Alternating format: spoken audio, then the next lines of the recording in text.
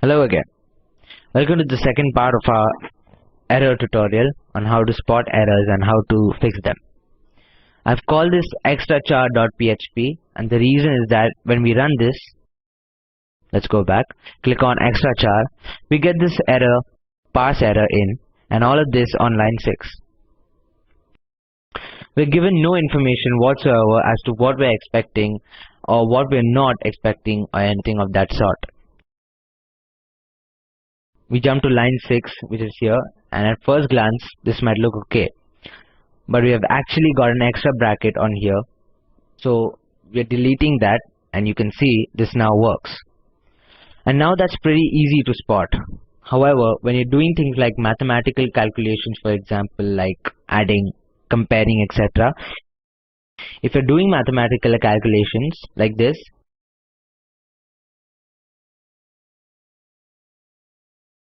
and you lose track of your brackets, sometimes it is very easy to solve. When we run this, nothing is going to come up because these two don't equal to each other. That didn't return any errors. But if I add an extra bracket here, we'll get a parse error. When you solve complicated if statements or complex mathematical operations, you should check that the brackets match. Just make sure that you're checking for all the brackets or anything else like some characters that seem to be in there.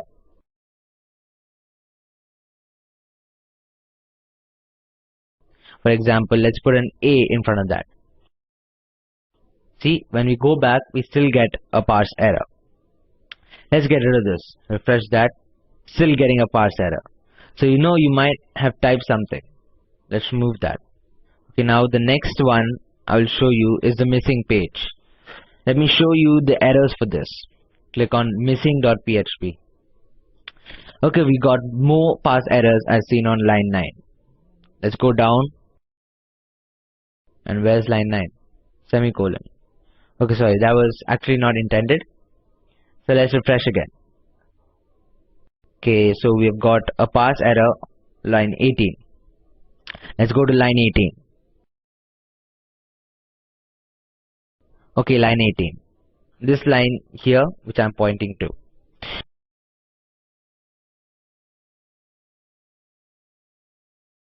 So what is wrong with line 18? There's absolutely no content on line 18. How could we possibly have an error? And the reason for that is what I said earlier, to check around this area. So we have to check a couple of lines up, say 4 or 5 lines up. What we have is an if statement. If posted username equals Alex, echo you own PHP Academy, else echo hello name. We might say that we've got a starting curly bracket and an ending curly bracket for this if statement here. Why isn't it working? That's because we have already started an if statement up here. And this is the purpose of indentation and the usefulness of indentation. To me, when I look at this from experience, I know that since this bracket is indented, that bracket should be indented here in the same line. Therefore, it is missing. So if this was there and that was indented here, and I would know that's from the previous if statement up here, where the block starts here and the block ends here. But here the block starts here and there is no end bracket here. I'll put it here. And when we run this, there you go. It starts working now. So if you miss out characters, you will find that you get weird places for the errors. In fact, this is not a weird place for the error because we are saying else. Start of block and end of block. And what we're looking for is an end to this block now because this is the block that hasn't been ended.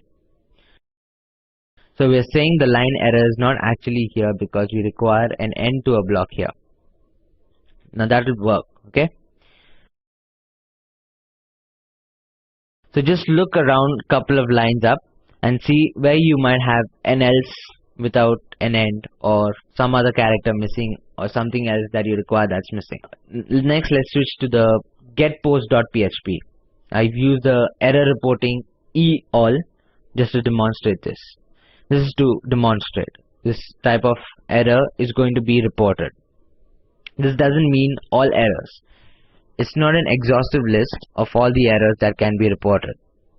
This is just a parameter for this function. This will allow us to see some errors that the user wouldn't usually say. I mean, you wouldn't use this if you were to launch your own website, but I have a tutorial on this which you should see. So this is a get post error. Let's go here. Okay, so we've got a variable called data. This is the get variable called name. Our code says if this data variable exists, echo data, and this seems like a pretty normal program. There is no actual error here. We're taking some variables here and everything is working and there is no line break error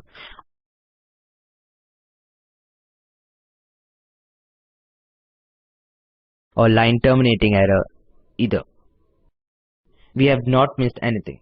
We don't need to put anything in. But when I run this page, we get a notice. Now this is not a parse error which you have seen before. This is a notice. And the page can't function properly with this error present. Let me show you. Here I say name equals Alex and this error disappears. This shows that there is nothing really wrong with our code, but what was wrong in first place was that this data variable has not been fulfilled. It's the same as saying data equals absolutely nothing. Here let me say echo variable Alex and this is line 5. Let's refresh. Undefined variable Alex, undefined index name. So what we're doing is, okay, let me start from the beginning.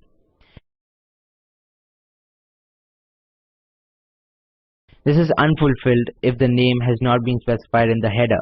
Therefore, data equals nothing, and so we get the error undefined index, just like we get undefined variable if we echo a variable that hasn't been set. So as soon as we put some data in here, this error goes. Let's refresh. If you want to get rid of this initial error, all you need to do is put a @ symbol in between or at the start of this line. When we refresh, we get nothing because no error has been set. No get variable has been set. And as soon as we say name equals Alex, our name is echoed out just like the code here specifies. So even though you're using this, if data exists, technically this still doesn't exist if nothing has been put there. So look out for them. That's all for now. In the last part, I'll go through the next 2 common errors quickly. See you there. This is Ivan Burki, dubbing for the Spoken Tutorial project. Thanks for watching.